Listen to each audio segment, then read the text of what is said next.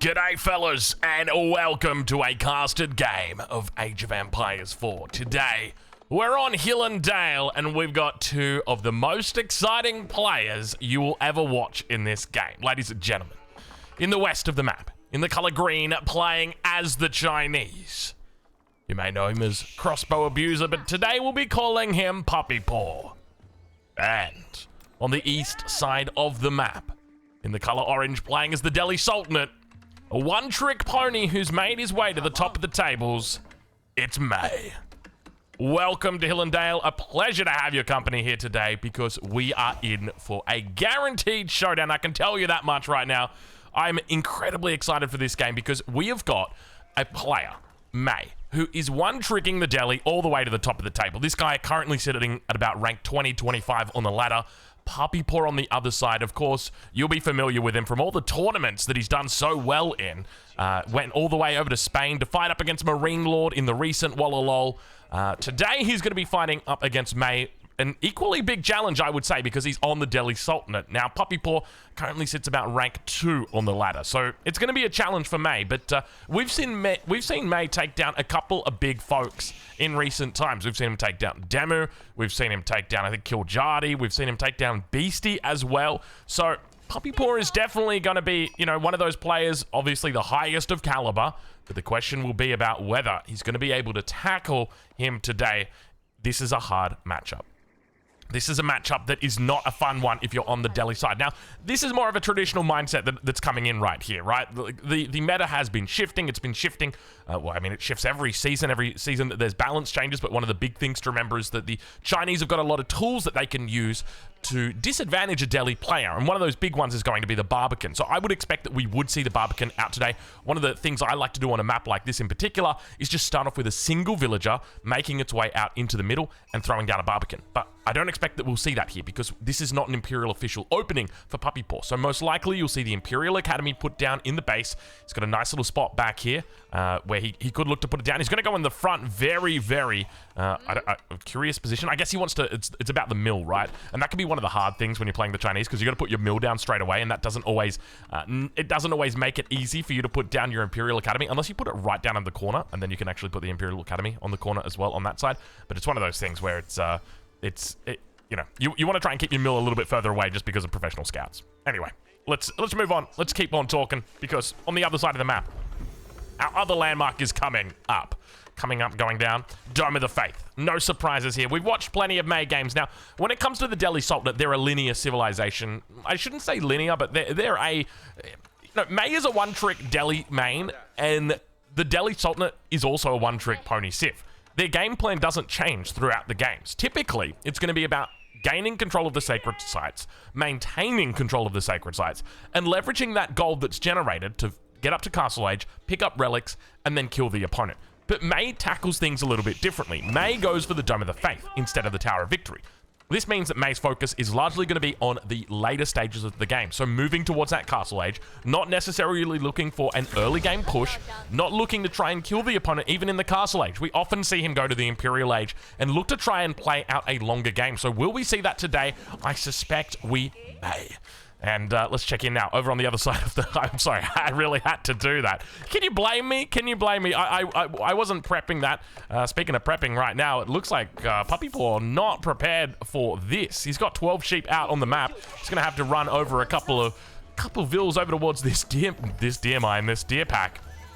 Now, professional scouts is going to be a big question on everybody's mind, and I think it makes a lot of sense for him to pick it up here. It's going to mean that he's able to secure multiple hunts. Obviously, the first one up towards the north of the base, avoid those Ghazi raiders, and second one, he'll be able to snipe away from his opponent.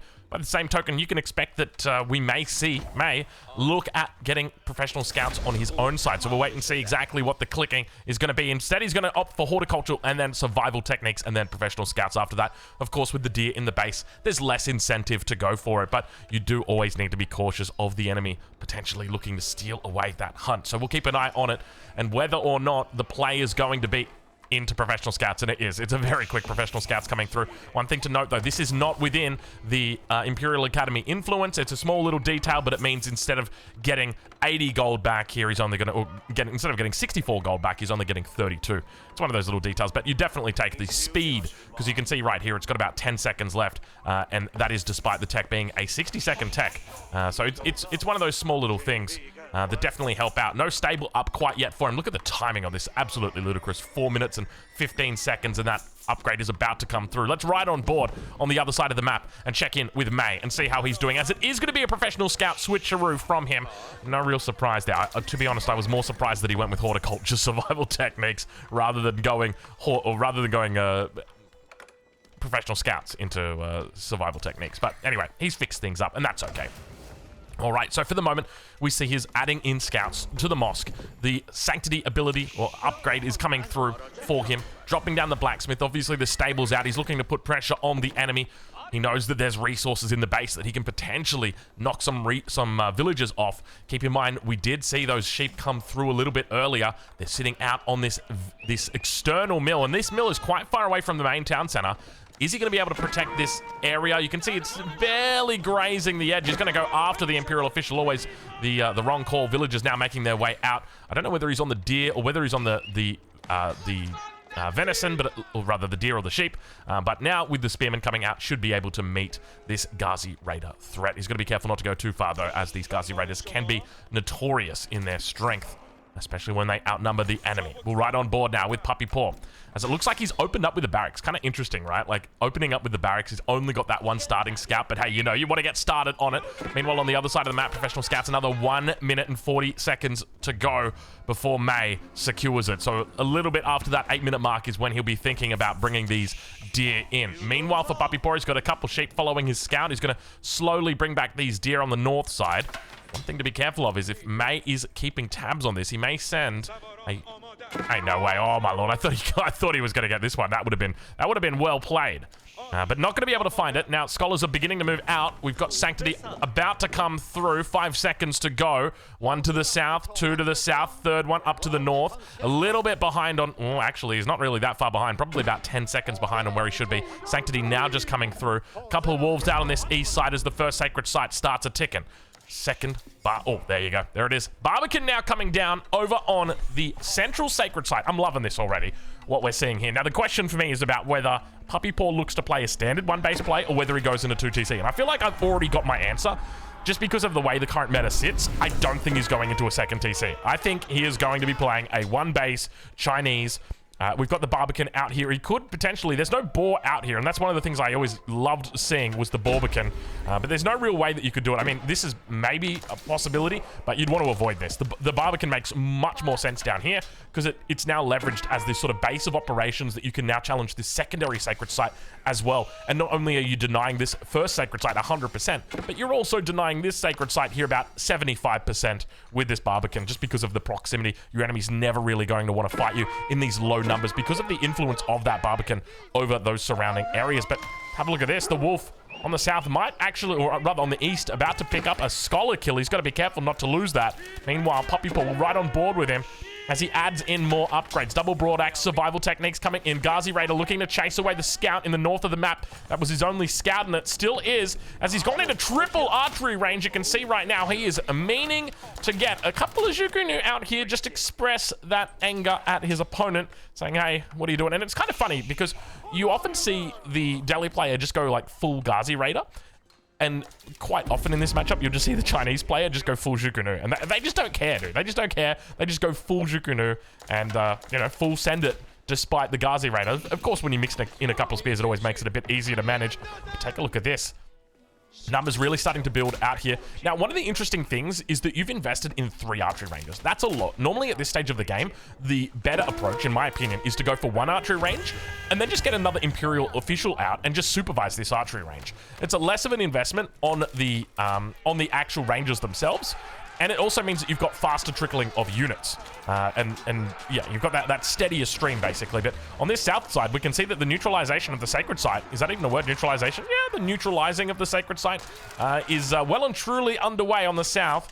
Of course, the first sacred site has been knocked out, but the second one as well going to be stopped at about 75% as the Scholar makes its way over to the west side. He's also defending one of these relics. Now, keep in mind, there are relics closer to the center, and that's something that May will look to focus on as the age up has now come through for him. House of Learning, a little bit after the 10-minute mark is where he's going to be dropping down. Professional Scouts well and truly through. You can see the amount that he's got here. He's up to 3 Scouts at the moment, and he is slowly bringing these troops in. And there's the House of Learning now coming online. He's got a lot of techs to click, and it feels damn good being able to get all of these techs so damn quick. As the Delhi Sultanate, he's got 7 Scholars, 3 in the queue. Scholar in the back of the base. Probably thinking about getting one of these potential speed upgrades. We'll have to wait and see exactly which direction he goes for, but of course swiftness is an important upgrade for all Delhis. We'll take a look and see what those upgrades do lend to the longer this game goes on. Meanwhile, for Puppy Paw, he's going to be thinking about hitting the castle age as well. Let's check in with his upgrades. He's got everything except for horticulture and specialized pick.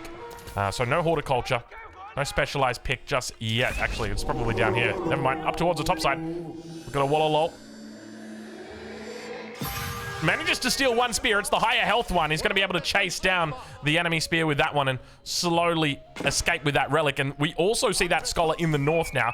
Look at the route that he's got running up here. Up to this corner, come down, grab the relic, move over to this side, then run down to here, please. That's what he's told it. So very smart moves there. Smart moves there. There we go. We got it out eventually. All right, well, Astronomical Clock Tower coming up with 4 villagers in the back of the base. 4 Puppy Paw. Stable now coming through as well. We typically don't see the Astronomical Clock Tower a whole lot when you've got these 1-base styles. More often you will see the Imperial Palace instead, just because it does give you a little bit more flexibility in relation to where your units can go to find villages. And another thing to note is without that second town center to give you that real economic boom that you'd often experience as the Chinese, the Astronomical Clock Tower is not going to get as much use as it would typically with that second TC. Relic now gets picked up in the north. That's May with 3 relics in the hand. 4th one almost certainly not going to get picked up. 5th one, where did it go? I got no idea. Oh, it's over here. That's where it is. All right, Scholar gets chased down in the end. No swiftness coming through. Actually, where is the swiftness? There it is. It's got 3 minutes on it to go. And you can see he is now looking to pick up this relic, try and sneak it away. Professional Scouts pulled back these deer. Interestingly, never actually brought the ones that were at home close to the mill. And you can see the consequence of that is these villagers a little bit too far away. Men at arms now, making their way through, looking to try and chase away this army. Nice little kiting coming through from Puppy Paw early on in this castle age. When it comes to upgrades, not very many upgrades on the way. Meanwhile, on the other side, look at this. Lumber preservation, veterancy. We've got the owned blades coming in. Swiftness. We've got the shaft mining. It's going to take me a while to get that. I'm still stuck in the acid distillation ways and days. Meanwhile, towards the front, walls are coming up. Lance are going to be denied out here. Both players with Lancers on the field at the moment. Crossbow numbers also building for Puppy Paw. Towards the west side of the map, we've got a villager up against a Scholar, just stopping the sacred site from being capped. And have a look at this. He manages to get 5 relics in the hand, denying all potential relics from the enemy. No pagodas. No tithe barns, absolutely nothing. It's all 5 relics belonging to May. Very well played by him, especially considering he's on 0 sacred sites at the moment. Men at arms together with that Lancer falling back. The Jukunu Mass supplemented by a couple of crossbows in the back line. He's up to 12 crossbows now. Quite a decent amount of crossbows. And in the end, it looks like the Scholar may go down. I think 2 more hits and it'll be done. Towards the front, though, crossbow mass starting to build here for May. Relatively even on that military count, but keep in mind there are 12 Scholars, well, 12 Scholars, now 11 Scholars after this one's died, that are pretending or at least inflating that military number. It's one of those awkward things. You know what I don't like? I don't like that... actually, I don't know this. Does the Imperial Official count as an economic unit on this?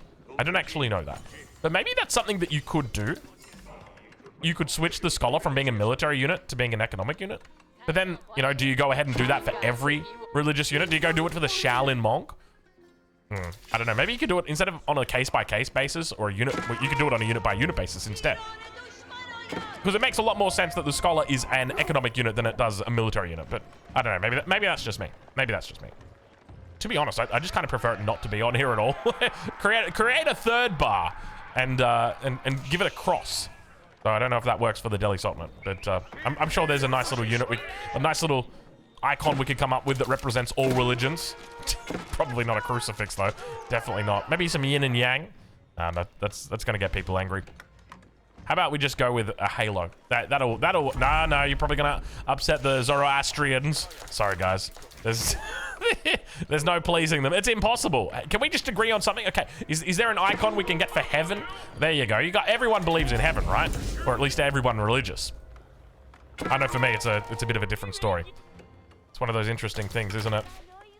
I know. Like, I'm gonna do a little bit of what my wife says I do too much of, and that's oversharing. But like my mum, I remember when I was younger, she'd always tell me that you know, when she dies, she hopes that she gets to go to heaven, and she gets to see her mum, and she gets to see the cats. Because she loved those cats. We had some cats back when I was younger. Gosh, we got them when I was about 8 or 9 years old, and they lived really long for cats, and they had great lives. You know, they lived until they were 17 or 18 years old.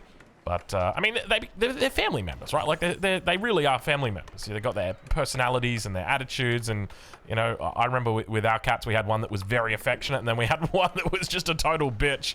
And, oh, gosh, it was... Yeah, they were good. Anyway, Mum, I hope you get to see him again. I don't like your chances, though. Anyway, whatever floats your boat. All right, men-at-arms now racing forward here. You can see the crossbow together with the Jukunu number has really started to rise here. May be in a little bit of trouble on this defense as the Treb is starting to do work for Puppy Paw, taking down the outpost, now looking for its next target, but the crossbow number is still standing strong for May on the east side of the map. Now, one thing to note is that we don't have any... Okay, never mind. I was going to say we don't have any elephants out yet. I've changed my mind. We now do have elephants out. One thing to note, though, is Puppy Paw's done a really good job in denying off the sacred sites. So, like, this one to the south, this one here, that's also kind of more... I don't even know what to call this. Southwest, west. We'll just go, like, you know, these ones down here. Let's go with that. All's coming up on the outside of the base. But this one over on the east side is also neutralized for the moment. Treb taking out the mill. And now moving forward, May. Looking to pick a real fight. Archer numbers, decent for him. Only some veteran spears moving forward. Now, where do you go with the tower elephant? He's going to move it forward and basically say, hey, come on, shoot me, focus me down. And then I suspect we're going to see him bring it back. Let's have a look and see. Right now, you want to bring it back. There we go. He brings it back. And now he's going to try and bait Puppy Paw in to come and kill this. But because he doesn't bait it in, see, this is a win-win for May. And this is so smart, right? May wins because now he can heal up the tower elephant. He gets a free 1,000 resources because it didn't die. It would have died in another volley, but it didn't die. And he wins from that. And if Puppy Paw had gone for the dive and tried to kill it, then May would have been in a better position and would have won the fight more significantly. So it's something that you're kind of damned if you do, damned if you don't. May hits you with that sword that's got 2 edges, and both of the edges have got your blood on it. It's not a fun sword to be fighting against. Nesta B now going to be coming out. The first little bit of siege in this game. Obviously, we've had the Treb, but that doesn't really count. It's I mean, it's a formality that it's a siege engine. It's not really a siege engine. It's a glorified rock thrower. It's hey, come on, Drongo. There is a whole fan base of people. Is it the Trebuchet or the Mangonel? I remember that there's like the whole meme of people who love the Trebuchet and adore the Trebuchet. Obviously, it's you know, it's not a religion, but it's a lifestyle. Anyway, Western sacred sites now looking to be secured here. Interestingly, we do have May coming out to meet the enemy Monk, not able to find too much of a connection just yet as the Ghazi Raiders chase back the outnumbered Lancers for the moment. I suspect there'll probably be units on the way. Wants to avoid losing out these units and spots out the Vils. Keep in mind they are on this central gold mine. And they're going to be exposed here. Ghazi Raiders being chased around. They all pop into the village. We're right on board now with Puppy Paw in the north of the map as Palace Guards look to meet up against those Delhi forces. Now, where's the unit mass here for Puppy Paw? Because he doesn't really seem that chill when it comes to his, well, I should say the opposite. He seems very chill about allowing these Ghazi Raiders to just raid and be Ghazis. It is, you know, we could see him now going to start working his way around the backside. Palace Guards moving into position. Do we have a second TC yet from him? I feel like a second TC would have made would have it made a lot of sense? Probably not. No, I think against May it makes sense, right? Like, does it make sense against May? May's aggressive. May makes a lot of units. Do you really want to go a second TC against May, Drongo? Probably not. But then at the end of the day, like, okay, what in this position, what do? You go, let's say you've got your triple nest of bees. You put 12 gold or 12 vills on your stone. You put an imperial official on it. You build a keep. You build a second town center. What happens? May probably goes Imperial Age. Yeah, then May kills you in Imperial Age. Damn it. Ah, man, it's tough, man. Playing against May is it's so difficult, dude. May just is he's always ahead. He always knows the way to your heart, but he also knows the way to the victory as well, which is often, I was gonna say, between your legs. It's a swift kick between the legs. Anyway, Archer's moving back here. He's gonna look to try and do a bit of scouting with it. Knobs firing off. Not able to find too much there as two Archers do get away. Barbican of the Sun rather, stands tall. At the moment, the economy's slightly in favor at the top of the screen of Puppy Paw, but you've got to remember that that is not representative of your relics, of your scholars, of your sacred sites. There's a lot to be considered as well. But I think one of the biggest things to note is that for May, there's something that we can't consider, and that really is the scholars, the value of the scholars. I would love to know, in fact, I should probably go count this up. How many technologies do you actually get for free? Or like, not how many technologies, but what is the value of the technologies that you're getting for free each age? I'd love to know that, right? Like if you took all the blacksmith techs and you took all the eco techs, because you're using all of them, right? Like you're using professional scouts, you're using survival techniques, you use horticulture, every single one you're using. Okay, and then you took the tier 2s, and then you took the tier 3s and like all the university upgrades. Like how much value are you actually getting? Not to mention all of the unit upgrades as well. I feel like in the Imperial Age, you would probably be getting close to like 30,000 resources. In the Castle Age, I would suspect you're probably getting close to like 15,000 resources. And in the Feudal Age, I think you might be getting close to like 5,000 resources. Maybe not even that, like 3 or 4,000 resources. It's not a lot. I mean, there are a lot of techs in here though, right? Well, what is going on here? Hold on. Have we had 3 relics with 2 in the hand for the last however long? 5 minutes? You've been missing out on a lot of gold, my friend. Actually, no, he hasn't. I remember looking down here and seeing 5. Those have only recently come out, so he's going to have to put them back in there. But now in the middle of the map, it looks like the elephants make their way towards the infantry mass of Puppy Paw. It's one base against one base at this stage. Castle Age against Castle Age. Everybody's locked. Everybody's fair. Triple Nester B up against that single Mangonel. And now making their way towards that top side. Puppy Paw with a presence on the south. He's going to get caught by a handful of units. And what's going on here? Look at these walls. Oh. He's going for a cutoff. He's going for a cutoff. He's trying to force the Chinese troops to be diverted. You can see he's being very, very cheeky here. But fortunately, May jumps out in time. Hold on. Does Puppy Paw do it? He's going to shut it down. He's not going to allow it. May was going for something that could have been very painful for Puppy Paw. But fortunately, Puppy Paw able to stop it before it happens. Whole bunch of troops over on this other side of the map. It's 10 spears. Puppy Paw, of course, loves his spears. I suspect we're probably going to see a lot of spears in this game. Puppy Paw, of course, infamous for just spear spam. This guy kind of reminds me of Marine Lord. Remember the 2 spears in the enemy base? I think that was a Red Bull Walla Lol game, right? Like he just, it was just a random 2 spears in the back of the base. I don't know how they came through, but anyway, that was it. That's the story. All right, we'd love to see some walls up to the front. Just a palisade wall right across here, palisade wall across here, palisade wall here. Chuck a couple gates in. It's going to cost you 300 wood. It's going to save you 300 villagers. Let's get it done, Puppy Paw. Inside the base, though, the Ghazi Raiders do still put the pressure on. You can see at this stage of the game, when it comes to worker kills, is that I never remember how to read this. This is saying that May's got 12 worker kills. That's what that's saying, right? Yeah. Now it's up to 13. So he's already done. I don't even know where he got these worker kills from. Where else could have it been? As he picks up another Imperial official, which isn't too damaging, right? You just immediately rebuild it.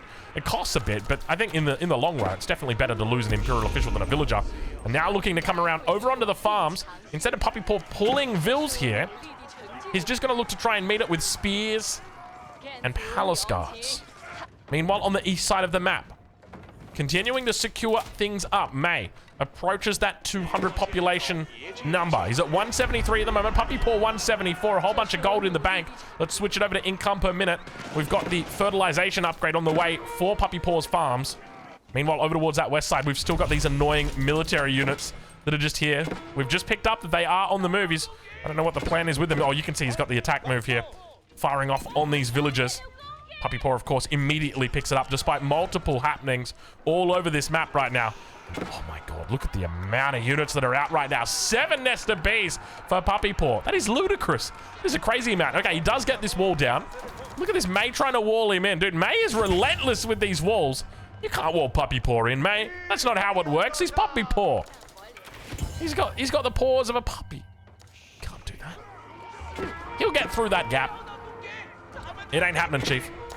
We'll check back in with May and see how he's doing as the military numbers continue to build. We see village fortresses now starting to come through as well. Expect the Wi-Fi will be connected shortly. He's got that mesh network coming through. I tell you what, I've got a mesh network in my old house. In my current house, I decided to get like one router. I got a friend, he's like real tech minded, and he's like, Drongo, just get this one router, it will cover your entire house. And I swear, man, I've never once had good internet on that router at like the other end. It's terrible. Don't do it. Mesh network is life. Mesh network is life, as you can see right here by May. He is definitely operating some high-tech stuff right there, but we'll take a look as the mangoes fire down on the back line. Nice little splits from our crossbow abuser, Puppy Paw. 5 mangoes against 7 Nesta Bees. Technically 8. I don't know. Where's the 8th one? It's probably yet to come across. Here it is now. He's, it is a lot of siege, and I think this is one of the themes that we're seeing throughout all of these games. And by the way, did I mention, I think we're at game number 8 now for 2025. So welcome if you're only joining us in 26 minutes into this game, which is undoubtedly going to be a marathon. We got May in here. We got Puppy Paw. They don't look like they're going anywhere at this stage of the game. But one of the themes that we've seen has definitely been around the mean, the green, the killing machine that is the mangonel. The mangonel, the manganique, the Nesta Bee, whatever you want to call it, whether it's unique or whether it is standard, it is strong. And that is for sure. We can underline that, we can bold it, we can italicize it, because those are facts. Speaking of facts, May now moves to the Imperial Age. Palace of the Sultan coming down. No real surprise here. We've seen this in every single May game. The formula is simple. Towards that north side, archers baiting out a couple of palace guards. Still in the Song Dynasty. They don't get that extra movement speed, but on the side of Puppy Paw, the Great Wall Gatehouse comes down. And I gotta say, I love this Great Wall Gatehouse. I think this is a fantastic Great Wall Gatehouse. My only complaint is that I feel like it could have been a little bit further out. You could have gone out a little bit further out here. The only trouble is if you do that, then you're kind of exposed to the top, right? Like the enemy can just go for a run by, whereas here, you at least somewhat cover that positioning a little bit. So that's the other thing. That's one thing to note. Now, we've just got some random walls from May. May doing his thing. And the upgrades are on the way. Have a look at this. You got, I don't even want to calculate how much this is going to be, but so many Imperial Age upgrades. Let's start with this one right here. You're talking about, what, 2,200 resources just in a single upgrade? You got all the other big ones coming in. It is very, very expensive if you don't have scholars. But fortunately for May, he's on 22, and that's not even including the madrasa. He's about to drop down, or probably going to drop down 2 madrasas. I wouldn't be surprised. This guy's the kind of guy to drop down 2 madrasas. All right, well, a little bit of a run by happening. He gets caught out. Not happening, buddy. And with the Great Wall Gatehouse alive, we start to see upgrades coming through for Puppy Paw. And finally, he drops a second TC. At 92 villages and 28 minutes, he says, okay, you know what, guys? We made it. We're in the Imperial Age. We've got our Great Wall Gatehouse. I think it's safe. I think we can drop down a second TC. That's wild. And you got to remember, right? Like, Puppy Paw's game sense is absolutely spot on. If he's only dropping this second town center right now, that's because for not a single moment before this did he feel safe dropping this town center. Not a single moment before this did he determine that it was appropriate to put this town center down. That there was not a window to do it. There wasn't a victory in a fight that he had. There wasn't a window where he said, okay, I think I can just sneak in a second town center here. It was impossible because you know he would have done it. He's not the kind of guy to skip a town center. You know, if it were Marine Lord, we could understand. He's an aggressive one-base player. If it were Vortex or Lucifer, we'd understand.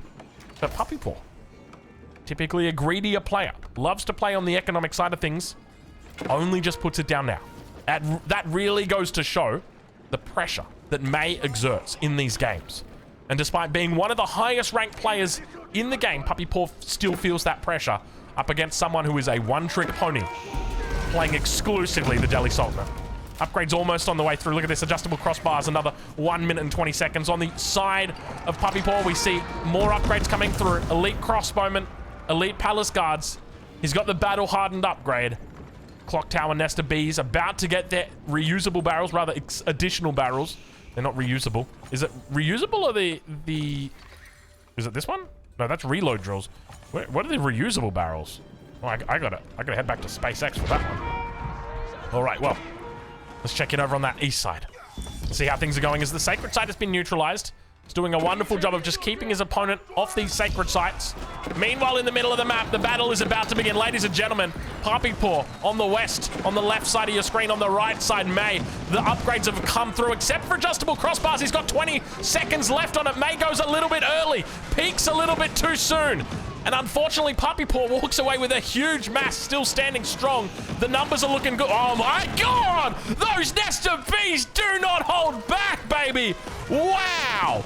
Okay, you know, I think the last video, I titled it, We Have a Mangonel Problem. Fellas, girls, we got a nest of bee problem right now. Wow! That was impressive. That was incredible. We have just witnessed glory of the Chinese army, nation, civilization. That was wild. Okay, so what was the mistake there from May? Number one, he picked a fight with Puppy Paw. All right, you don't want to pick a fight with Puppy Paw. Number two, he kind of clumped up all of his units and he got caught between these two mining camps. And number three, he didn't wait for his big tech, right? You wait for your big tech to come online. You know, you wait for the IPO, and that's it. That's when you do it. All right, well, Mangonel now finally with its upgrade, looking to dish out some pain. May on the defense here. He could be in trouble. He's down 20 vils. Puppy Paw with the second TC behind this is going to be booming his little heart out. You can see that Mango trying to fend off these crossbows on the back line. Is he able to make a connection? No, he's not. Once again, falling a little bit short. Mangoes fire off another hit. Vil's been brought forward. Going to try and keep them alive. Vil's suffering a little bit of damage. He's got the extra health on them. And the nest of bees continue to sprinkle in a little bit of love. All of the palace guards firing or shooting down the lumber camp there. Going to turn on the enemy units. Elephants around the top side. Oh, we had just a couple of tower elephants chilling out. Don't mind me, ladies and gentlemen. I'm just having a good time up here. Couple Sultan's Elite for you. Not really. None of these are Sultan's Elite. He's down here in the main. Look at all the mangoes he's got. He's got 4 mangoes right here, looking like a Queensland farmer. There's so damn many of them. And now, some way, Puppy Paw, despite having that huge advantage in the last fight, loses it all. It was just a classic elephant flank. You know, it's one of the standard things you see in these May games. A little bit of a 0.88 or 0.96 movement speed. Elephant flank. It happens to the best of us. It happens to our brightest. Oh, jeez.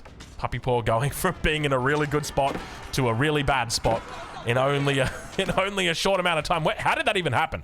I think it was just a combination of like all of the units being grouped up here, attacking a lumber camp, and then not really making a lot of headway on the siege. A whole bunch of siege just coming out at the same time. We went from 1 mango to 4 mangoes, and then we had a bit of fruit salad mixed in with the elephants. It got very bad. All right, well, let's check in and see how things are going on the side of May. Let's do a little bit of a comparison here between the economies of these two. May currently sits with 1,800, 2,700, 3,900, call it 4,000 resources a minute.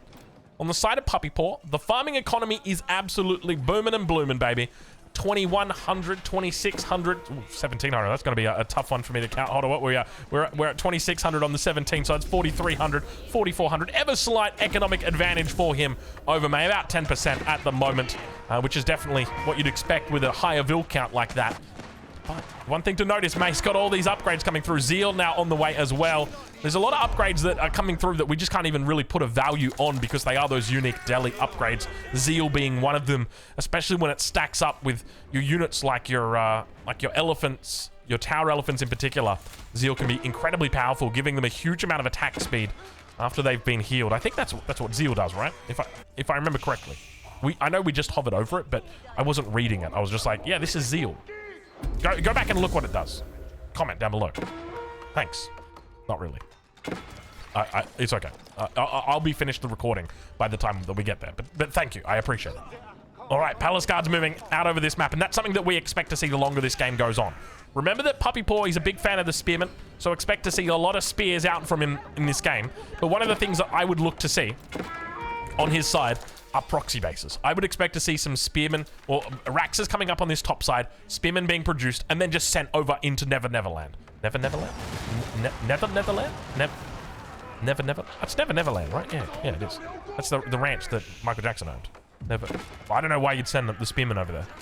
Maybe they got some pillaging to do. Anyway, Mango numbers starting to build up once again for May.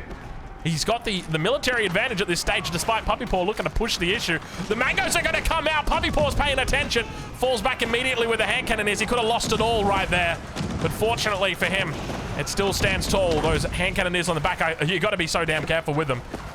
Now, how do you play against the Mangonel Sultan Elite Tower Elephant combo? Look at it. When the Sultan's Elite Elephants are chasing the hand cannoneers, that's when you know you're in trouble. He's got the pyrotechnics upgrade, so he does have that little bit of extra range.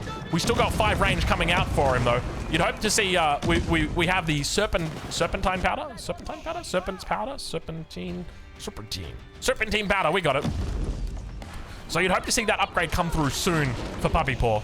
But May's got to look to put on... Dude, look how much damage these Mangoes do. This is kind of wild. Look at the Vils. The Vils are all together and the Knob's going to fire off. They managed to take out one Mango. Second Mango, it's all potentially low. He's going to send a couple of Vils forward. Still gets the repair. Oh my God! The nest of bees from downtown! Puppy Paw is cooking, baby. He's put a whole lot of oil on the fire. Actually, you don't put oil on the fire. You put the fire under the oil. Technically, you do put the oil on the fire, but you put it in a pan on the fire. Anyway, he's cooking. He's cooking. There's gas. We are well and truly... How many Vils would you like on the gold mine, Puppy Paw? Yes. Is he rallying out here? Is that why we've got this many? We're not rallying out here. We just like gold, all right? We like gold. We like it a lot. All right, how are we doing on proxy basis? Let's take a look and see. From the side of Puppy Paw, we don't really have any out just yet. And I guess that's because Puppy Paw is fighting for his life right now. You know, May is putting on the hurt. May's doing a lot of damage. Now, I think from the side of Puppy, the keys that you're going to be wanting to look for here are things like Spearman, Hand Cannoneer, Bombard.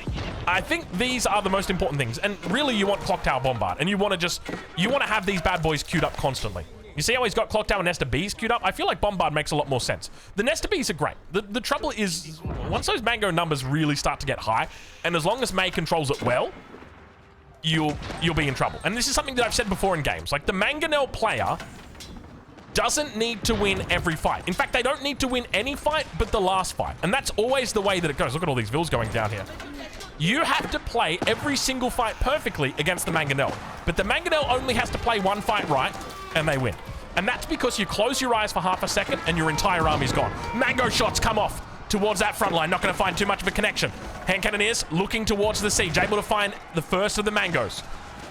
Now, moving forward, Spearman taken out by some decent damage from those Mangoes on the backside. Elite Crossbowman moving up to try and deal with it. It's a lovely wombo combo we've got coming out from our Chinese player, Puppy Paw here. He's losing more Vils. Already 64 down this game. He's got a slight advantage over his opponent. More Mango shots come through. You can see the Knobs firing off towards the backline, doing a decent job. But now the Spears make their way onto the backline. A distinct lack of Palace Guards here mean there's going to be no counters coming through on these Crossbowmen. Meanwhile, towards the south side, the Keep's under pressure. The Bombard has gotten the message.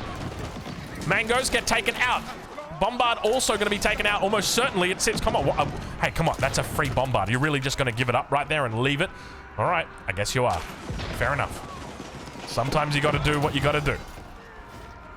All right. Well, Puppy Paw, he's not going to take my advice. And look, after watching the amount that the Nest of Bees are getting out of this, there's a part of me that thinks maybe don't take my advice. Those Nest of Bees are doing work, man. The fact that he was able to find such good, solid connections in those fights, as I said, you know, it's definitely great, but it's one of those things where I feel like the longer the game goes on, the bigger the risk is that the Mangonels win. Because, as I've said, the Mangos only need to win once, and then you're in trouble, because you can't ever re-establish that number advantage.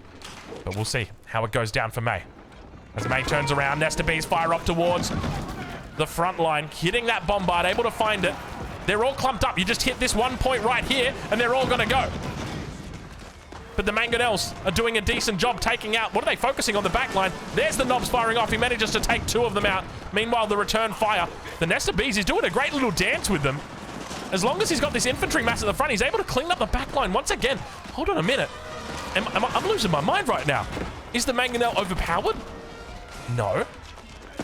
Is the Nest of Bee just the correct answer to the mangonel? Yes. What counters the Nest of Bee then? The elephant. Maybe Ghazi Raider? Maybe it's a Ghazi Raider switch? Maybe it's a meta... Oh, it's the meta arm. You go meta arms and then you use force march. That's what you got to do here. You get 20 meta arms. You force march them onto these clockwork Nest of Bees, and then you kill all of the Nest of Bees. That's got to be it. I can't see another solution. I mean, maybe it's the mango solution, but you just got to play it well. I mean, I think routinely, Puppy Paw has been microing his Nest of Bees a lot better than May, right? Like, May has typically clumped up his Nest of Bees, whereas Puppy Paw has always been in line formation, always been microing to and fro, back and forth. And I guess that's one of the advantages of having the Nest of Bee, is that you can do that quite easily. Somebody asked May, how many vills would you like on stone? And May responded, yes. I know it's the same joke as before, but that's a lot of vills. It's half your economy right now on stone. We need stone, they said, and so he got stone. Unfortunately, he ended up. I'm not gonna go there. We don't want to get demonetized. But you know where I was going. You know what I was thinking. All right, 41 minutes into this game, you know what it's time for. I need a little bit of a swig of my drink. What's it gonna be? Oh, it's S plus dear. Oh, it's so good. If you know the meta of my recent drinks, you'll know that is exactly what it is what you think it is. It's water, baby. It's cold, it's got ice in it, a little bit of ice, just enough to keep it keep it above room temperature. It's not above room. It's below room temperature. Oh, look at the Lancer numbers. Oh, my lord. May from the top, bro. Now 19 Lancers. He says, Jonga, you don't need meta arms. You just run Lancers at him, bro. It's an expensive amount of units. And look how fast these Nest of Bees are, dude. Gosh, 0.93 movement speed on those things. He gets him back behind the vills. Look at him block the vills. It's a 1700 IQ play. IQs don't even go that high. But this play definitely... Look at the vills, dude. He idles them so that the units can't get through. He's just body blocking with the vills, dude. This is ludicrous what we are witnessing right now. This is absolute insanity. The level of plays we've got in this game. Are you not entertained? These games are absolute bangers. 2025 is the year of the casted game. I tell you what, right now, the year of the fox be gone, my friend. It is the year of the casted game. Spear's now moving out. Vill's going to come forward to repair up the clock tower Nest of Bees. Look at the micro from Puppy Paw as he focuses down this front line. The knobs on the back. Lend a helping hand. There we go. We got it out. Elephant raids. I'll take it. Action all over this map. It is non-stop. We are just going all day here. This is insanity. The attrition. I mean, at this point, have a look at your upgrades. Puppy Paw with no melee upgrades, no specialized pick, dude. This is one of the world's best players, and you can see how much pressure he's under. Please, it's got to be bugged. It's got to be bugged. It's got to be bugged. He had like 800 vills on gold. Please, somebody message this guy. Say, hey, Puppy Paw, please. Please, Puppy Paw, get your specialized pick. Please. We're 43 minutes in. You've exhausted 8,000 gold mines, my friend. Just get a little bit up. Just one specialized pick. And anybody got a specialized pick? Any specialized pick for a brother? Come on, man. We've been handing specialized picks out all day. You go get your own specialized pick. That's a train reference. I don't know if you guys will get that one. It's the scrap. Any scrap for a brother? Whew, those Nest of Bees. A little misfire right there. A little bit of LM. I'm not going to say his name out loud because I'm going to get demonetized if I do, but you guys may. Whew. Oh, Drongo, come on. You can't be saying that kind of thing. Mangonels on the top. Numbers have improved once again. Nest of Bees looming and looking right now. We're moving into the casted curse territory. I can feel it getting there. You know, it's one of those things where as the game goes on, the casted curse bar continues to increase, and we may be approaching cast curse territory. Double knob's gonna go down on the top side. Mangoes! Oh, you can can see the health. I think that's one of the big things about these Nesta Bees. Because they're clock tower Nesta Bees, they're so damn difficult to kill. And he just brings out Vils and repairs them up. Look how much health they've got on them. 234 compared to the Mango at 156. They've just got so much more survivability. And now firing off towards that front line, it's going to be the Bombards together with the Mangoes. Still, there's so many Palace Guards in on this back line, just trying to work it through. But the siege number is significant here. He's going to have to come through the front. Instead of going in the back, you can see he's getting bugged out by his own units. Mango's firing off. A little bit of sleep at the wheel as Puppy Paw once again loses out a couple hand cannoneers. 180 pop. Never mind, 175 pop against 200. Whew. Can I have a second to breathe, fellas? Just give me a little second. And any specialized picks for a brother? Nope. Nope. Definitely not. Oh, not at... I mean, at this point, right? Like... If you're Puppy Paw and you check and you're like, oh, I don't have specialized pick, I think it's just a matter of principle. You just can't, you can't get the tech now. This, you can't do it. It was intentional from the beginning. You needed the extra resources from the beginning. You couldn't justify the expense. You know, the 15% over the course of a game, right? It's an investment. You got to be thinking, right? Like 15% over the course of a 45-minute game on mining resources. I'm looking at maybe 30,000 mining resources at the moment. So 15%. Yeah, I don't know if 4,500 is really worth the 150 investment. We'll leave it. We'll leave it for now. It's just safer not to get it. Oh God, he still doesn't have precision crossbreeding either. I mean, a lot of these ecotechs. Hey, did we mention the fact there's precision crossbreeding? Does he check the other ones? Does he check the other ones? He's still got no fitted leather work, no bloomery yet. So our +1s aren't even in, right? Like, and you might be thinking, okay, it doesn't really mean much. This dude's got Palace Guards. This dude has got spearmen. Okay, it means something, right? Like, if you've got 100 spearmen and they all get +1, that's plus 100 damage. It means something. All right, we gotta be getting those upgrades. All right, well, May. Definitely no slouch when it comes to the upgrades completely. Every single upgrade has been researched at this point, undoubtedly. These are the last two coming in.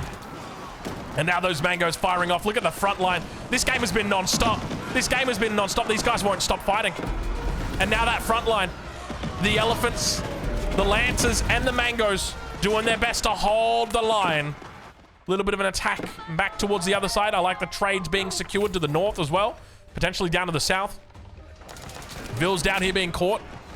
How do you even go about winning this game? I really don't know.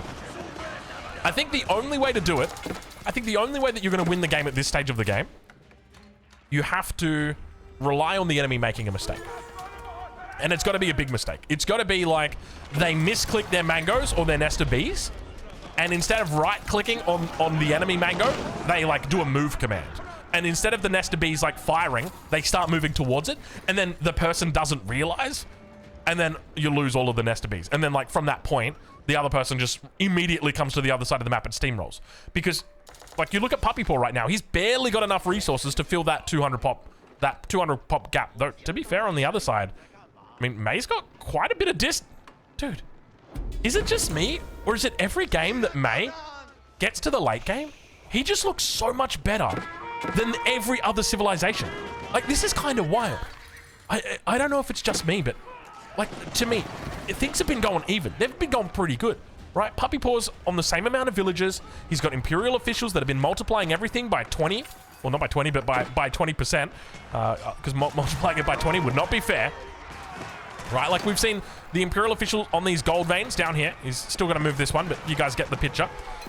And that's a decent part of your economy that's getting boosted up, right? So I don't know where it's all going. I mean, if we look at the army value, they're relatively even. If we look at the destroyed value, you can see that Puppy Paw's destroyed 20k more than May. And yet, for some reason, May still feels like he's in a better spot. Is the economy better than his? Maybe. What are we sitting at? About 6k on this side, about 5k on this side, a little bit under 5k. So technically, yes, it is better. And maybe that's actually part of the reason why he doesn't have these eco upgrades. We see blacksmith upgrades now starting to come through. Military academy going to be the way that Puppy Paw moves. But I guess he just didn't have the resources to justify it earlier, Mangoes. Holy moly. Whenever you see a big shot like that together, it gets me excited. It gets me excited. All right, Nesta Bees firing off, peppering this palisade wall. Mangoes, decent shot, 190, 200 pop versus 200 pop. Puppy Paw, not a lot in the bank. Whole bunch of Nest of Bees queued up. Mangoes firing downtown. I don't think we've seen one good connection with the Mangoes this game. And just remember, that all changes when it happens. That all changes when it happens. That all changes when it happens. 20 units going down right there. Loses a couple Mangoes for it, but it's still big tempo gains that he's gonna gain right here. Look at the difference. He's up 10 pop now. Will that be extended? There's nothing here to really hit these Mangoes in the back pocket. Nice little dodge again, once from Puppy Paw. And what's going on with this economy at home? Why are things not ticking the way they should be? Puppy Paw is doing decently. 120 Vils. I guess May's got the relics, though. When it comes to sacred sites, Puppy Paw holds 2 of those. May holds 1. So you can kind of cancel out half a sacred site there, or 1.5 sacred sites rather. Vill's gonna get caught out of position if he's not careful. Mango's firing off once again. Hits the front line, lot of damage. Puppy Paw not paying attention, or if he is, he just was a little bit slow on that button clicking. Mango's once again moving behind the wall. Scholars now brought forward. This must mean all the tech has been researched. Keep in mind he's got 20 scholars here, so you'd want to bring every single scholar forward. Is there anything that's left? Oh, we've got Spyglass. We didn't research that one just yet. What else? Blacksmith is finished. Oh, I mean, you could still, like, get these upgrades just for the sake. Madrasas are complete. I mean, for all intents and purposes, he's got every single upgrade in the game, with the exception of, you know, a couple of units that he just says, I'm not going to use these. I'm never going to use the Springald. I'm not going to use the Battering Ram, and Trebuchets are a meme. I respect this. I think the Battering Ram one you could probably justify, because Battering Rams are great in, like, situations like this. You just put a Siege Workshop down and you just start ramming the enemy on the north, and put a Siege Workshop down here. You start ramming the enemy on the south. Try and split them that way. It's always a really nice way to... Oh, no. Oh, no, it's the box. It's the box. This is something I love to do. This wall is so damn difficult to deal with. If you've got melee units, you'll never be able to hit these Mangoes. And it's so smart to be utilizing the Delhi Sultanate with this technique. Now, Puppy Paw is max, but look at the resources he's got in the bank. I don't think he can take a fight here. We're 51 minutes into this game, and look at the advantage that May's... Oh my god, look at the advantage that May's got in regard to resources. He's so far ahead. Mangoes! Oh, Mangoes! Oh, the Mangoes! Go, go, Mango, go! Go, Mango, go! Big shots on the back line. He gets some nice splits in there. Vils, look at the Vils. 24 Vils. Mangoes, line them up, line them up. Puppy Paw spots it, says no, sir, it's not happening. The keep's coming up whether you like it or not. Zeal on the elephant still goes down. Mangoes firing off from behind. Puppy Paw finds an angle, looks to try and capitalize now from the south side. Able to find connections on all of them. They will all be going down, but at the same time he loses his Nest of Bees. I've got flankers being flanked by flankers that are getting flanked. There are so many damn flanks in this game, I can't keep track of them. Feel like I'm watching a Civ 6 game at this point in time. Speaking of which, Civ 7's coming out soon. You guys gonna play that? That'll be fun. I think I might do a little bit of Civ 7 content. I think we could do some Civ 7. I'm excited for it. I'm looking forward to it. I'm thinking I'm probably gonna make a new Civ 7 channel. We'll see how that goes. It's always good fun to get into the Civ 7 games. I think I've got about 3,000 hours in Civ 5 and Civ 6 together. But we'll get back to the Civ chat later. We can talk Civ all night, honestly. Civ is just one of those games. As a nerdy min-maxer who likes to work on build orders, dude, Civ is my wet dream, man. That is so much fun doing. There's just something so pleasurable about getting like the perfect start and then just oh man, just re-rolling for that perfect start. You better believe I'm gonna re-roll. All right, well, we'll worry about those re-rolls later. Look at this, so little damage done to these Clock Tower Nest of Bees. And now, pushing forward on this top side as the battlefield continues to move. Interestingly, up towards this north side, you can see that Zeal coming through and how much power. He's still got, where are the scholars? 16 scholars in the bank somewhere. Probably wants to bring those out. They could be more useful out on the battlefield right now. But look at the numbers from Puppy Paw. It's all spears. At this point, it is all spears. I'm all ears on what other units you could be throwing here. But Puppy Paw just 100% spears down the middle. 54 minutes into this game. He is non-stop spear spam. A couple more units in support at the back, but it's going to be largely spears to hold everything else back.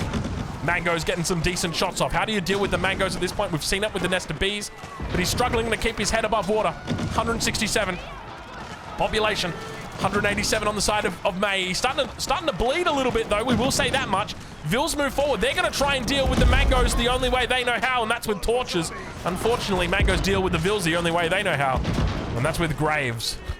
Sorry, I did a little bit of a breathe there. I think I went too deep on my... Sorry. Those are always terrible to listen to. My when my sister laughs, she snorts.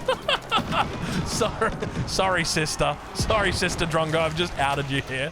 Oh gosh, it's so funny. Sometimes she'll laugh so much that she snorts, and then when she snorts, she's like, "Oh god," she just kind of lets it go, and she'll just snort like crazy. It's so funny, dude. Oh gosh, I love her. She's a good sister. She's all right. All right, well, spearman number starting to build here. We see a little bit of a switch. We're moving into horsemen now for Puppy Paw. Not a whole lot of resources in the bank, and what's the big factor here that's contributing to this? Well, you'd have to think that it's because the economy is not in his favor at the moment, but it's been decent the majority of the game, right? He's had these 2 TC Song Dynasty for quite a while. Still, by the way, on Song Dynasty. Never went to Yuan. Never went to Ming.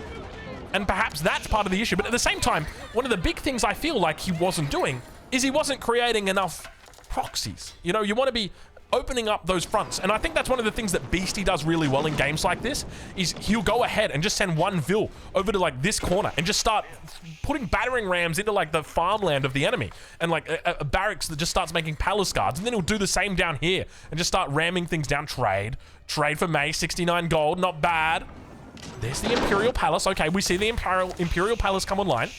So, for me, the big question is like, how does Puppy Paw possibly hold this now, right? Like, you've had 55 minutes, not really 55 minutes, because, you know, we were doing other stuff for the first couple minutes, but you've had a long time to open up those fronts, and the majority of the time, you've just kind of been defending, or at least pushing into main, when you could have just been, you know, trying to do that the sneaky way. And look, I'm not normally an advocate for that, but I feel like against this army composition, you can't really fight it in main like this. But now Horsemen coming through. 2 Vils on the Imperial Palace. Slowly but steady wins the race. Keep in mind that upon going from Song Dynasty to Imperial Palace to Yuan Dynasty, he's going to get a nice movement speed bonus going from 1.88 on the Horseman. I think he goes to 2.12 or just 2.2 flat. There it is. Finally, we see it. Finally, the breakthrough. This is what he needed, okay? The Delhi Sultanate army, immobile, slow, boring. Spearmen, fast, cool. Spears, stabbing. That's what we like. We like to see this kind of run by action. This is exactly what he needed to do. The question's going to be about how successful this is here, because he wants to try and distract the enemy and allow himself to get back on an even footing, because he's been down, he's been out, he's been in the dumps in recent times, and this Imperial Palace is only going to help him. It's only going to assist him, because these spears are about to get a lot faster. 1.25 going to be going up to what? 1.38? No, 1.44? 1.44, there it is. Let's check in with those horsemen and see how they're doing. 2.16 for your horsemen. There we go. Now we're going to start running around the map. Puppy Paw, I tell you what, man, I wish you could have got my message a little bit earlier, because I reckon you could have had this game in the bag. Let me check my watch here. 22 minutes ago. You just have to open up these different little fronts. You just have to be annoying. But to be honest, May's done well to deal with this, right? Like, as soon as May saw you busting through the front gate, there were units that were running back, and he's able to deal with this. We didn't see units peel off to in other directions inside the base, which we could have. We didn't see additional fronts opened up where we could have potentially seen, you know, spears make their way up towards this top side or down this bottom side. We do see a couple of horsemen trying their best, but they get caught by the keep. And now look at this. Puppy Paw realizes, hey, I need to work my gold situation out. I need to try and secure this. Double keeps to the top, and the mangoes and bombards say, not happening, chief. Not happening at all. The Vils can't even challenge this. There's too many mangoes. But you know what can challenge it? Horsemen with Yuan Dynasty, because they run fast. Now spears on the south. Still no stone walls up here, which means this is open for, you know, open for good times, great music in Canberra, which is where I'm from. Oh, he's trying to get the quick wall. He's trying to get the box. Get in the box. I think that's Jim Jeffries. I don't remember exactly who that was. It was a stand-up comedian. He's telling, no, it can't be Jim Jeffries. He's Australian. This guy was like, he must have been Irish or something. I just remember he had a stand-up routine. I couldn't find it on YouTube. I tried to find it, and he's trying to put an audience member in the box, and he's screaming at him. He's like, get in the box. Sorry, that was very energetic. But you know what else is energetic? These spears right now. Have a look at this. Puppy Paw breaking through on the south. May down to 160 pop. There we go. The swing is happening. You thought the game was over? No, sorry, Bob. It is not happening yet. Not until that fat lady sings. And let me tell you right now, Puppy Paw is not fat. He's not a lady, and he's not singing. And neither is the ending of this game, because Puppy Paw is looking to find a way back into it. Look at the resources in the bank here for May. You might think he's saving for a wonder. It's not the case. He needs to get units out. That is for sure. He's at 183 pop. Not a lot of units in queue. Only a handful at the moment. Maybe if you've got a hand with 12 fingers on it. But still able to do some decent damage and draw back a lot of units here from the enemy side. We want to continue seeing these troops move up the line, right? This is really important. Inside the base, he needs to direct them. And what you want to do is you want to kind of like tell them to go here, then here, then here, then here, then here. Because there's often walls that will block you inside the base and you don't want to run towards the front. There's the bombard getting taken out now. Manages to hold this for the moment. Needs to get a battering ram or two in here to block or take this out. Still no trade coming through just yet. Now keep in mind, Puppy Paw has spotted out the trade from his opponent. Knows about the market in the corner. Will look to shut that down. Meanwhile, on that front, we see elephants starting to build up. Units might have to be considered here for Puppy Paw on the defense. Bombard is out. Triple Nester B for Puppy Paw at the moment. Great Wall Gatehouse, definitely the right call to have it where he did. Remember earlier in the game I suggested maybe going a little bit further forward, can defend the gold, can hold this central location, but by doing that you kind of deny yourself defense on this top side, and we can see just how instrumental it will be here because there's really not a lot of room to move between this, and if you can bait an enemy into fighting underneath the Great Wall Gatehouse, it will swing fights very quickly. Meanwhile, Puppy Paw gets out of the base. The elite spearmen with the Yuan Dynasty boost making their way out of that base safely. Still no +1 Bloomery, still no +1 fitted leatherwork, still no specialized pick. At this point, I'm just going to assume that he's downloaded a mod that has removed those upgrades from his UI and he physically can't click them. He doesn't know that they exist. Either that or... I'm not going to say the other thing. I'm getting good at stopping myself from saying things. Because I was going to say something, that's not a nice thing to say, and I stopped myself. It was a medically related thing, so I'll leave it in that direction. Anyway. Hopefully it's the mods. Let's just put it that way. Spear's getting caught out. Look at this. Nice little boxing in that we've got right here by May. May back up to 200 pop, by the way. 12k stone, 12k food. 11,531 wood in the bank. We got it. We got it in the end. We got it eventually. I just realized we've crossed an hour into this game, and I'm still no closer to knowing who wins this game because at the moment it feels like it could be anybody's. If Puppy Paw keeps putting on pressure like this pressure that he's putting right now, May's Vil count is going to exhaust quickly. He's already lost 91 Vils compared to Puppy Paw 214. I guess the difference is Puppy Paw has just been losing his slowly, so it's, you know, it's easy for him to replace them. Though, to be fair, he's only on 99 Vils here. Where are the Vil counts even right now? 61 on food, 40 on food. There you go. More Vil's going to be going down on the gold vein, though. Spears, horsemen moving up. All the siege getting caught in the little gateway. At the front, more units rallying out. Vil's getting taken down. Lots of knights right now for May. 1 hour and 2 minutes into this game. Spears catching more units on the bottom. There we go. Puppy Paw finding a way. He's doing it for the Chinese, baby. All those Vils. All those Vils migrated. Don't worry. It looks like it's a massacre on both sides at this stage of the game. Vils are dying everywhere. It's not just Puppy Paw's Vils getting killed. May's Vils are also going down. More spears inside the base. Honestly, if Puppy Paw was running these spears like 20 minutes ago, I think this game would have been over a lot sooner. The biggest thing, but like, to be fair, the response from May is simple, right? Stone wall across the bottom, stone wall across the top, and then that's it. The spears stop, and now all of a sudden, you know, they've got to make battering rams to get through it, but that gives you more time to adjust. And then a bombard comes, well, you've still got more time, right? Like a stone wall is always going to buy you more time than a palisade wall, or no walls in this case, as we see at the front and at the top. Which did I just see him wall that? There's no way he just like clicked that and walled that. No, he did. Why are you building palisades, May? Stop it. Stop it, May. Don't build palisade. Oh, my Lord. He caught all the mangoes. He caught all the mangoes. He's back in it. He's back in this game well and truly. Quadruple trebuchet? Hey, May, I thought we agreed about this. You don't even have geometry, May. You could have had this upgrade 12 years ago. May now losing the Trebs in the middle. I don't know. I guess the Trebs were out here purely for the Great Wall Gatehouse. I can't see any other reason why they would have.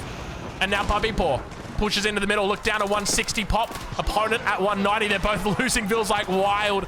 They're meant to be on 130 pop each, but neither of them even cracking 85. Meanwhile, towards the north, we got another little raiding force, a battering ram, some archers, a single crossbow, men-at-arms, and 2 Sultan's Elite Tower Elephant. I've never seen a more beautiful raiding force. Nesta Bees off the top rope, once again onto the back line. Lancer number still looking good, but you're making this against full spearman hand cannoneer. Do you really dare? It looks like he does definitely dare.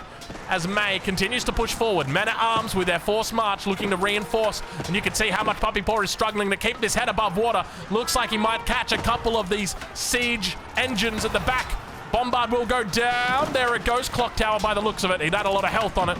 Meanwhile, on the other side of the map, we ride on board with May now, and you can see there's no green in his base. In fact, the only green is the base of the enemy that he looks to try and take out now as these units break in on the north side of the map. One of the really important things when you're doing this kind of thing is you also want to be attacking on the south side or the opposite side of the base. That way, because this is very easy for your enemy to defend. All they're going to do is they're going to move their units right here, and they're going to look to try and cut you off, prevent you from coming in, and that's exactly what Puppy Paw does right now, closing out this attack before it even really begins. He's broken through the wall. He's putting up the palisades, trying to prevent this from closing up again. But at the end of the day, Puppy Paw will clean this up completely. And it's one of those things where it's kind of like you're doing all three things at the same time, right? Like you're pushing in main, and at the same time you're distracting in north and distracting in south, and you're hoping something's going to connect, right? Like either the force in the north gets meted with a defense that's too big, and then that means that your forces in main are going to be bigger or like overwhelm the enemy, or they're not going to address the attack in the south, and therefore they'll get lots of Vil kills, right? Like there's always going to be some sort of advantage that you're looking to push in that regard, and I think May kind of gave it away just there. It was more just that it was, you know, it was a bit of a delay, right? Like he kind of lost out units on the front here, wasn't too fast in that top side. But now we see Puppy Paw looking to push out once again. There's units moving all across the map. May spotting it out with a couple of Vils down here. We can see the big stone wall coming in from across this bottom side. I don't even know why. Oh, he's going for that because he wants to secure trade. That's why. I was going to say, I don't even know why he's going for it. You can just go for a stone wall here, but that makes a lot more sense. Mango's making their way towards the north side. And remember that in this position, Puppy Paw, all he needs to do is just ignore the enemy. Just ignore the enemy, go to the enemy base. Take the hand cannons out, right? Like, all you want right now are just spears. Send your spears into the enemy base. Just go do your funny stuff with your spears. That's it. And then when they die, you just replace them at the front here. And this is never going to die, right? Like, even if the enemy brings 4 trebs here, you just bring 20 Vils and you repair this. You got 10 on this side, 10 on that side. You're repairing like a madman. It's wood. What's the worst that could happen? Oh, God, he's only got 600 wood. Oh, he's only got 600 wood. What's the state of economies right now for these two players? Because we can look at the income and be like, okay, well, he's got X amount, but have a look at the resources in the bank. Puppy Paw sitting on less than 1,500 resources. May sitting on more than 20,000 resources, almost.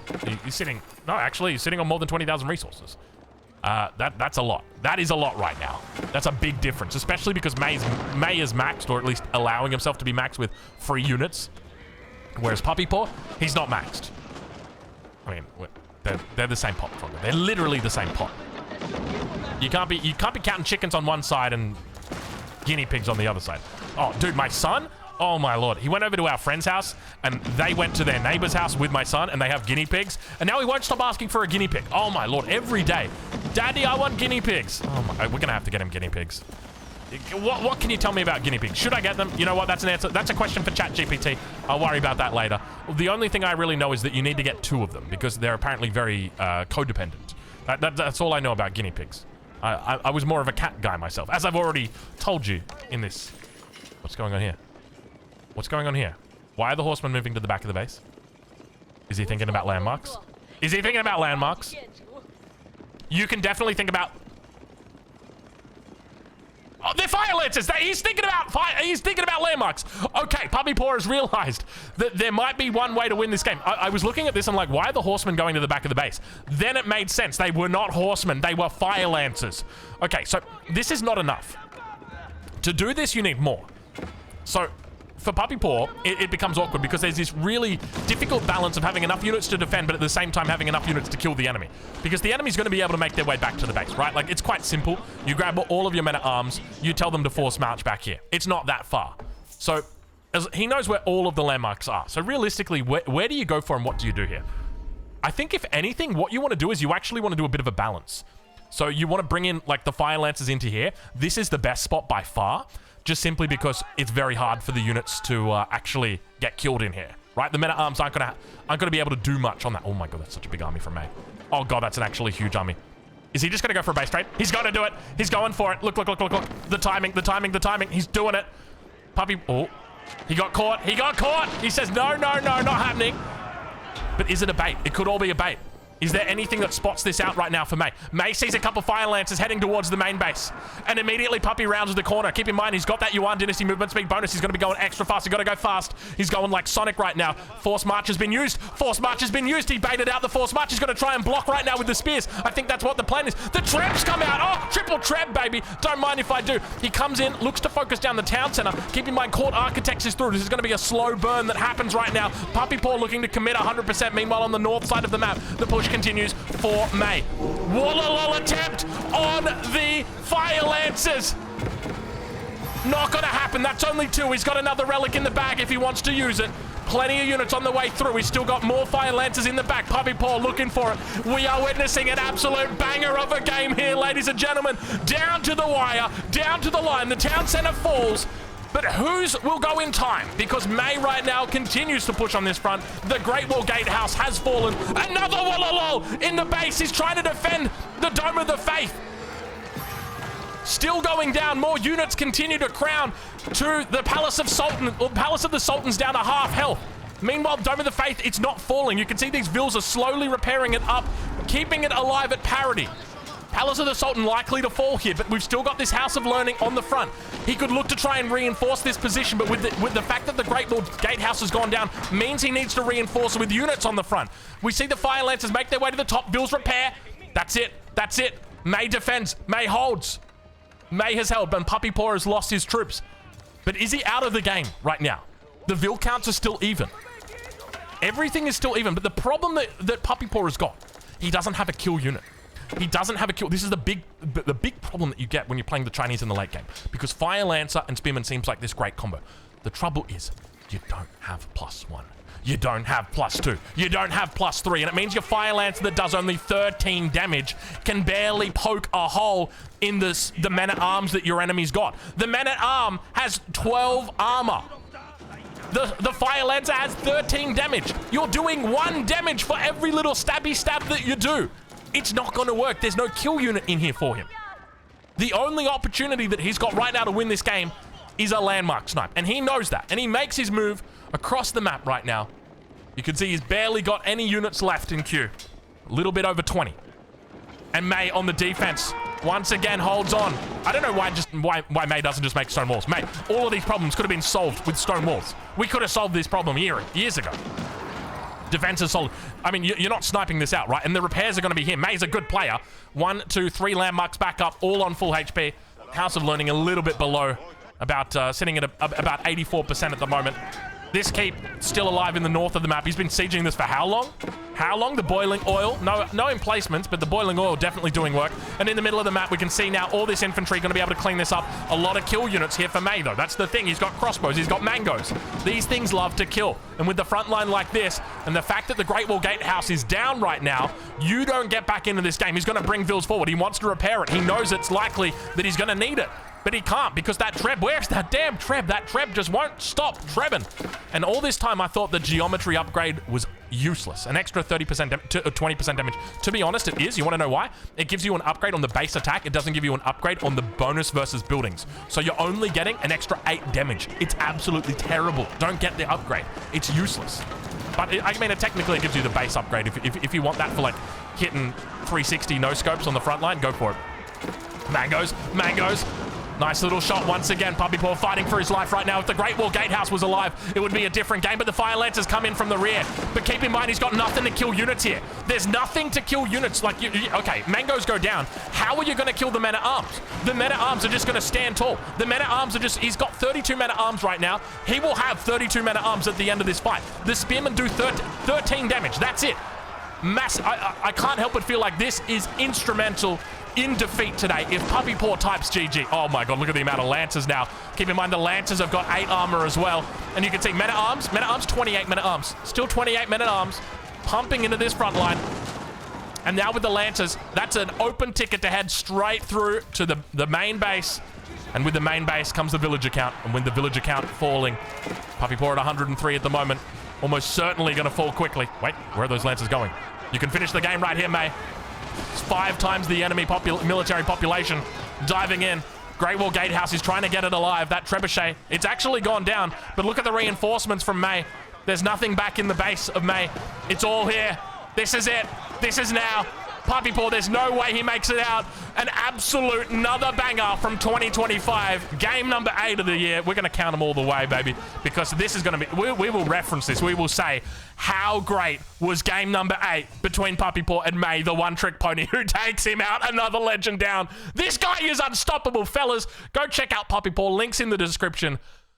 Oh, man, these guys are incredible.